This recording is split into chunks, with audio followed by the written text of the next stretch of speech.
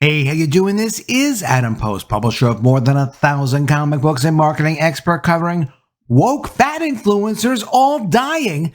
Body positivity is not working. Let's get into the story. Before we do, please be sure you are subscribed to the channel. Click the bell for notifications.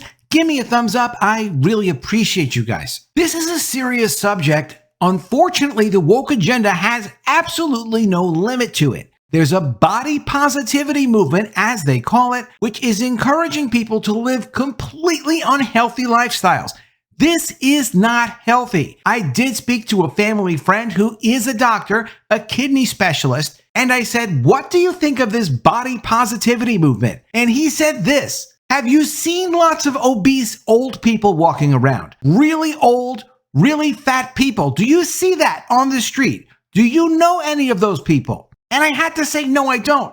He said, "That's because they all die before they get that old." This is not healthy. I can't tell you exactly what the agenda is to try to promote to people that it's okay to be any weight and you should be happy no matter what you look like because it's healthy, but it's not good for people. It's not healthy for people. It doesn't set a good example. Multiple of these fat influencers have now died, and it's terrible to see them die. But it's not just them dying. It's people who follow them who say, "You know what? Okay, as long as you're happy about it, as long as you're self-indulgent, it's okay to live this way." Well, no, the truth is it's not okay to live this way. It's dangerous for people to live this way. I'm not looking to insult anyone in particular. I can do that on other videos. On this video, it's important to look at what is going on with these people, what happened to these people, what's the media putting out with this crazy woke agenda telling people it's okay to be unhealthy and that unhealthy really is healthy? So we can go over this. From the Daily Mail, these 4 social media influencers were swept up by a movement that claims obesity is perfectly healthy. The tragic truth is that they've all died under the age of 45. Cosmopolitan is featuring this, trying to influence people. And unfortunately, it's working on some people, saying this is healthy, this is health, this is not healthy. You know, if you've ever gained weight before, and most of us have over the years, it can be difficult to breathe sometimes. It can be difficult to go on the kind of walks or a physical excursion that you want to go on. You know when you're in good shape and it feels good. This is not something that should be promoted to the population. This is not healthy. No offense to this person who now is deceased. It's just not healthy.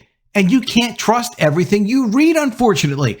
From the New Scientist, people over 80 with overweight BMI may have lower mortality rates. Look, you have some life experience. You can look and see for yourself. Of course, this isn't something that's healthy.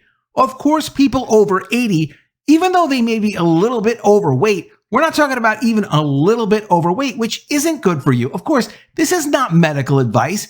You speak to your doctor about medical advice. But if your doctor is telling you, okay, you can be any weight, you're healthy no matter what, you can be 70 years old or 80 years old and be this kind of fat. You can't. It's not healthy, and people are dying over it. The woke agenda is very dangerous. From USA Today, fans turn on body positivity influencers who lose weight. And why are they turning on these influencers? Because these influencers who are severely overweight are telling them it's okay to look like this and to feel like this. You don't feel healthy when you look like this. You can't redefine healthy the way they've tried to redefine the word racism. From the Daily Mail, the final videos posted to Brittany Soar's TikTok page make for upsetting viewing. Speaking tearfully to the camera, the 31-year-old social media star who often posted defiantly body-positive content about how hot she felt in certain outfits admitted with shocking candor that she had ruined her life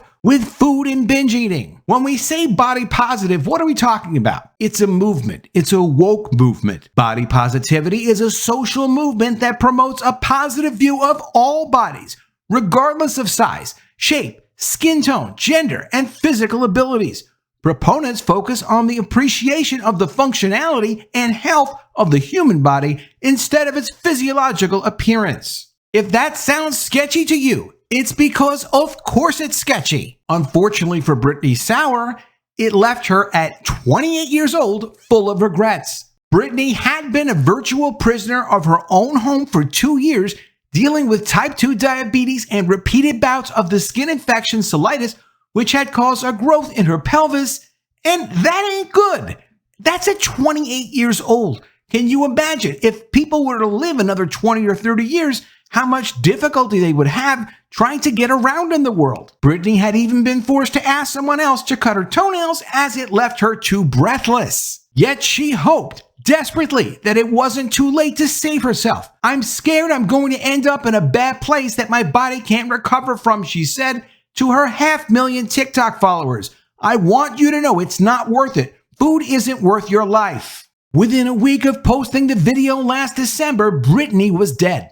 Her death turns a spotlight on the controversial body positivity and fat acceptance movements that had seduced Britney and millions of vulnerable young people like her. The past decade has seen extraordinary momentum building around a central argument that being obese doesn't have to mean unhealthy. In other words, you can be fat and fit. And it's just not true. This is people's lives. Branded health at every size, or HAES, the philosophy has at its heart laudable goals. It aims to counter the multi-billion-dollar diet industry, which has a poor record when it comes to a long-term sustainable weight loss, and act as an antidote to the stigma encountered by people struggling with their weight. Hey, it is difficult. People shouldn't be made fun of. We're in a difficult world. You can't control how everybody feels. You can't control how people look at you. There are people that want to take advantage of this, and that's why they're pushing movements like that. The woke agenda wants to capture as many of people's lives, souls, and identities as they possibly can. But the truth is, the biological truth, is that you can't be healthy at literally any size. The idea is that rather than shame overweight people and force them to diet, they should be encouraged to embrace their bodies, find exercises they enjoy, and eat more nutritionally. But some say those philosophies have been taken to extremes, particularly on social media, by celebrating morbid obesity while ignoring its serious health dangers. Cosmopolitan magazine was criticized for running covers featuring plus-size women in yoga poses under the headline, "This is healthy." This is not healthy, and this is what they're talking about. It's not good for them. It's not good for them psychologically, physically, spiritually, or any which possible way. And to try to embrace that this is good for people, that it helps them, that it's okay, is very, very destructive for them. Even just from the physical standpoint of it, it's not a good thing. As part of a drive to challenge beauty stereotypes, it also featured plus-size model Tess Holliday, who at 5 feet 3 inches and 300 pounds has a body mass index of 53, more than double the healthy range, a decision condemned as dangerous and misguided. Self-styled fat activists, meanwhile, not only promote large bodies as healthy, but reject decades of science which prove the dangers of excess body fat, encouraging devotees to ignore doctors who recommend they lose weight. You really have to wonder about a society that would push people into things like this, so that you would not know who to listen to or what is true. Some dietitians backing the belief even oppose weight loss medications like Ozempic and bariatric surgery because they continue to encourage weight loss as an important part of health. One organization described weight loss surgery as mutilating body parts and not compatible with loving your body as it is. And those who criticize it are labeled fat-phobic or anti-woke. Do you think they criticize trans surgeries while they're at it? I doubt they do. Little wonder that experts have described the movement as a cult. Some say this so-called body-positive approach is also putting vulnerable young people at risk by failing to point out the unpalatable scientific truth that obesity dramatically increases the risk of a wide range of chronic and life-limiting diseases. In some cases, they say, it could prove attractive to those with binge eating disorders like Brittany Sauer, who we talked about in the beginning of this story, who died. After all, she's not the only one to lose her life. Another TikTok star, Waffler69, died of a presumed heart attack according to his brother, aged at just 33 in January. Real name Taylor Lejeune, he did not flaunt his weight but amassed 1.9 million followers by posting videos reviewing bizarre food including reindeer meat and tinned ham from the 1960s. His last video, posted the day before he died, showed him eating a giant Fruit Loop in milk. Jamie Lopez, who starred in reality TV show Super Size Salon, died from heart complications aged at 37 years old. Her show centered around obese women getting beauty treatments and featured the catchphrase, "Go big or go home," which is, from a marketing perspective, a cute catchphrase. And it's good for people to love themselves, but not for them to hurt themselves like this. She had described being discriminated against for being a plus-size makeup artist and wanted women like her to feel confident and sexy. But then Jamie decided to overhaul her health, eventually losing half her body weight before she died. A well-known activist, professor of fat studies, Dr. Kat Posey, who questioned the links between weight and health, lost her life at only 42 years old. Based at Massey University in New Zealand, she also presented a fat-positive radio show. She had said, "The science isn't quite as clear-cut as we'd like to believe, and there's not really a consensus yet about the relationship between weight and health." Yes, there is a consensus. Look in your own life. People that are very, very obese, very fat people, don't live to be old. I'm sure in some rare cases there are some people like that. But it's difficult enough to get around when you start beginning to get very elderly. How could you possibly move around even if you're elderly and you're morbidly obese? It doesn't take a lot of common sense to figure this out. Even the smallest amount of self-reflection, you can figure this out. It's not a good thing. Quote, obese people, even morbidly obese people, have just as good health or better health than someone in the normal weight range. However, she died in March 2022 from causes which have not been made public. Obesity researcher Sarah LeBrock, founder of charity All About Obesity, says that ignoring the health implication of excess fat is delusional. Quote, people are always going to be different shapes and sizes. That's okay. And we need to be more accepting of that. But you must be mindful of health implications. What we know is the more body fat you have, the more likely it is your body will be in an inflamed state. This means you might become insulin resistant and develop diabetes or end up with heart problems. Quote, not everyone will, but the more fat you have, the more likely it is.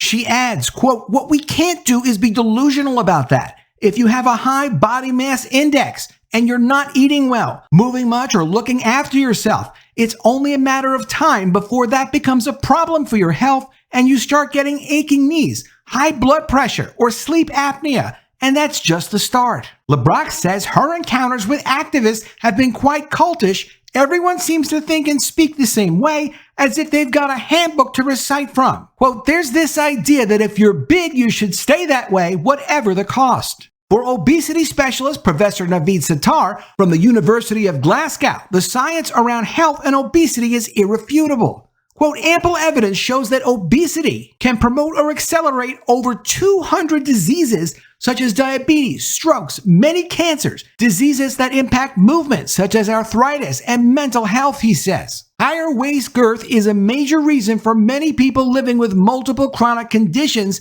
leading to suffering and health costs. And for those who say losing weight is not necessary to improve your health, he adds, considerable evidence now shows intentional weight loss via lifestyle or drugs can help lower the risk of many chronic conditions and even reverse some such as diabetes. Of course, these issues do raise some important points. Far too many people do not like how they look, and for many people, diets do not work in the long term.